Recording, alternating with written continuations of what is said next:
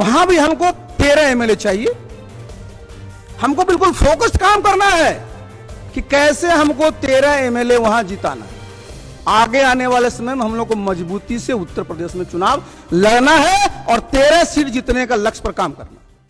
नमस्कार, news for nation देख रहे हैं आप। मैं हूं आपके साथ रश्मि। 2022 यूपी विधानसभा चुनाव को लेकर जदयू ने कमर कस के तैयारी कर ली है। आपको बताएं कि केंद्र में मंत्री बनने के बाद आरसीपी सिंह की तरफ से कई तरह की रणनीति बनाई जा रही है। संगठन को मजबूत करने की बात की जा रही है और साथ ही साथ किस तरह से राज्यों में अपनी पकड़ बनाई जाए, इसको लेकर भी रणनीति बनाई जा रही है। आपको बताएं कि बीती दिन जदयू की बैठक हुई और इस बैठक में आरसीपी सिंह का एक अलग ही अंदाज देखने को मिला। जहां एक तरफ उन्होंने संगठन को मजबूत बनाने की बात की, तो वहीं दूसरी तरफ उन्होंने ये भी बताया कि किस तरह से प्रदेश स्तर पर जदयू मजबूत होगी। उन्होंने कहा कि देश भर में कम से कम 4 राज्यों में हमें बहुमत चाहिए और उसके बाद ही जदयू प्रदेश स्तर की पार्टी बन सकती है। और साथ ही साथ यूपी चुनाव को भी एक अलग ही अंदाज आरसीपी सिंह का देखने को मिला।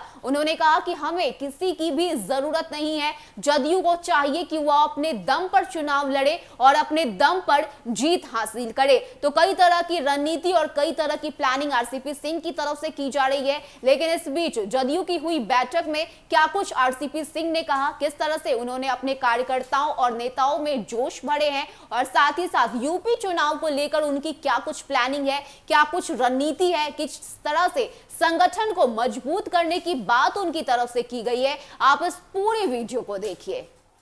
संगठन पर फोकस करना पड़ेगा। जहां आप अपनी मान्यता प्राप्त करना चाहते हैं, वहां बूथ तक अपनी पार्टी को मजबूत करना पड़ेगा। पूरे प्रदेश में ना कर पाए, लेकिन कम से कम मिनिमम जितना रिक्वायरमेंट है उस पर तो ध्यान दीजिएगा। अभी सामने चुनाव है, मणिपुर के हमारे साथी बोल रहे थे, बड़ी अच्छी बात कह रहे थे, बहुत प्रैक्टिकल बात कह रहे थे। कम से कम 3 सीट जीत जाते हैं, हमारी मान्यता वहां हो जाती है। आप जानते हैं 3% मिनिमम, मतलब 100 से नीचे जहां भी है। तो हमको यह देखना है कि मणिपुर में कम से कम हम 3 सीट कैसे जीते, जिसे कि आज हमारी मान्यता है बिहार में और अरुणाचल में, तो हमारी मणिपुर में भी हो जाए। हमारे पंजाब के साथी टेडी जी बोल रहे थे, वहां भी 100 से कम सीट है। हमको यह देखना है वहां टेडी जी कि कैसे कम से कम हम 3 सीट जीते। और आप अगर जीत जाइएगा तो हमारे नेता का जो सपना है कि जनता दल राष्ट्रीय पार्टी बन जाए, वो बन जाए। झारखंड में चुनाव अभी तुरंत नहीं है, लेकिन झारखंड और बिहार दोनों साथ रहा है, साथ पार्टी रही है और झारखंड में असीम संभावनाएं। तो हम तो सबसे पहले चाहेंगे कि भाई जो बिहार में हमारा संगठन है, उसी प्रकार का संगठन हम झारखंड में करें और आगे आने वाले समय में झारखंड में हमारी ऐसी ताकत होनी चाहिए। आप जानते पहले भी थी, और काहे नहीं होगा, लेकिन हम लोग को थोड़ा डीसीसी होना पड़ेगा, हम लोग को निर्णय लेना पड़ेगा। कोरोना के चलते थोड़ा प्रभाव हुआ है। कोरोना के चलते हम लोग कई जगह निर्णय लेना चाहते थे, नहीं ले पाए, चूंकि नहीं जा सके थे। लेकिन झारखंड, वहां भी असीम संभावना है। बगल में चुनाव उत्तर प्रदेश में है, वहां भी हमको 13 एमएलए चाहिए। हमको बिल्कुल फोकस्ड काम करना है कि कैसे हमको 13 एमएलए वहां जिताना है। आप जिता लीजिएगा, आपकी मान्यता मिल जाएगी। और याद करिए, बीएसपी भी लगातार 2 टर्म तक उत्तर प्रदेश में मात्र 13 विधायक जिता पाती थी। बाद में उनका अलायंस हुआ तो सरकार भी अपनी, मुख्यमंत्री भी बने लोग।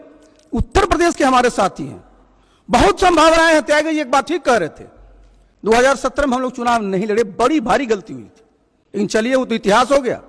आगे आने वाले समय में हम लोग को मजबूती से उत्तर प्रदेश में चुनाव लड़ना है और 13 सीट जीतने का लक्ष्य पर काम करना है।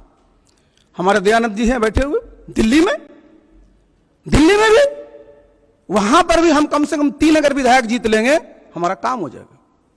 तो हम लोग को बहुत फोकस्ड काम करने की जरूरत है। और इस पर अगर साथ ही हम लोग करेंगे तो निश्चित रूप से जो हमारे नेता का सपना है कि हम लोग अपनी पार्टी को राष्ट्रीय पार्टी बना लें, वो हम लोग कर लें।